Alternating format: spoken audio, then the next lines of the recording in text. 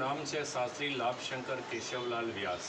ગોંધેર ગામનો વતની છું અને આ જાગતી જ્યોત માતાજીની એક પ્રતિષ્ઠિત વ્યક્તિ તરીકે અહીંયા અમારું ખાનદાન પૂજા કરી રહ્યું છે. અહીંયા વડીલ શ્રી બચુભાઈ છે, અમારા પ્રમુખ છે, એમના હાથ નીચે આખું ચૂડીલમાનું સ્ટાફગણ પ્રેમભર્યું વર્તન કરી અને સારી સેવા આપી રહ્યું છે નિસ્વાર્થ. આ માં જાગતી જ્યોત છે. નામ આપ્યું છે પદભ્રષ્ટ ચૂડેલમાં, પણ ચૂડેલમાં તરીકે શું અમારા બાપ દાદાઓ 3 પેઢીથી આપેલું નામ હતું એટલે મેં નામ પરિવર્તન કર્યું નથી. પણ ઓરિજિનલ નામ છે જ્યોત, જાગતી જ્યોત કહેવાય. જે અખંડ જ્યોત ચાલી રહી છે શ્રદ્ધાળુ ભક્તોના તરફથી આજ્ય મતલબ ઘી અસંખ્ય પ્રમાણમાં અમારા જોડે છે અને માતાજીની કૃપાથી અહીંયા ધન ધાન્યના ભંડાર ભરેલા રહે છે.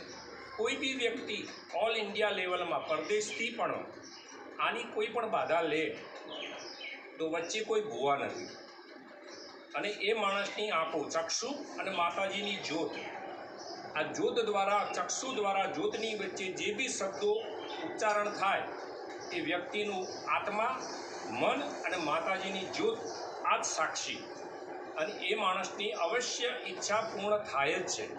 અસંખ્ય માણસોના અમારા જોડે બુક બનાવેલી છે, એમાં અસંખ્ય માણસોના અહેવાલો અમારા જોડે છે કે ન સમજાય, ન આપણે જાણી શકીએ એવા અહેવાલો અમારા જોડે છે અને માતાજી જ પૂર્ણ કરે છે.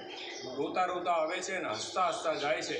આ ગોણગેર ગામમાં એક પ્રસિદ્ધ અને એક યાત્રાધામ બની ચૂક્યું છે અને માતાજીના પ્રતાપે આજે ભોળેનાથ શંકર દાદાનું એક પ્રતિષ્ઠિત રીતે 51 માતાજીની શક્તિપીઠ અને આખું ભૂમંડળ ભોળેનાથનું બનાવવામાં આવ્યું છે. એક યાત્રાધામ બની ચૂક્યું છે. અહીંયા જે બી આવે છે એ માતાજીના આશરે આવે છે, માતાજીના ધામમાં આવે છે, માતાજીના ભોજનાલયનો પ્રસાદ લે છે.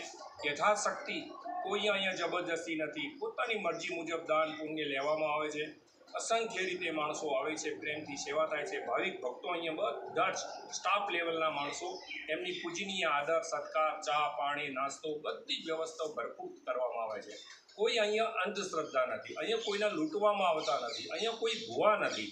સીટ તમારી આત્મા અને માતાજીની જ્યોત બંનેનું મિલન છે. તમે તમારી જાતે બાધા લો અને તમારી જાતે બાધા પૂરી કરવા આવો. જો ના આવો તો માતાજી ફરી તમને પાછા વર્ષે 2 વર્ષે બોલાવે છે સ્વપ્ન દ્વારા કે તે મારી બાધા લીધી હતી, તારું કાર્ય પૂર્ણ થયું, તે છતાં તું મારું કાર્ય પૂર્ણ કરતો નથી. એટલા માટે સંસ્કૃતમાં કહેલું છે સર્વબાધા પ્રસન્નમ તૈલોક્યશ્યાખિલેશ્વરી એવમેવ તયા કાર્ય મસ્મદ વેરી વિનાશનમ.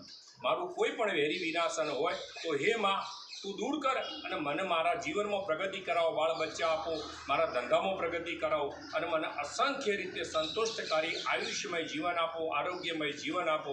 બોલો શ્રી ચૂડેલ માત કી જય, જોતાવાલી માત કી જય. જય માતાજી, જય માતાજી, જય ચૂડેલ. બોલો પહેલા હવે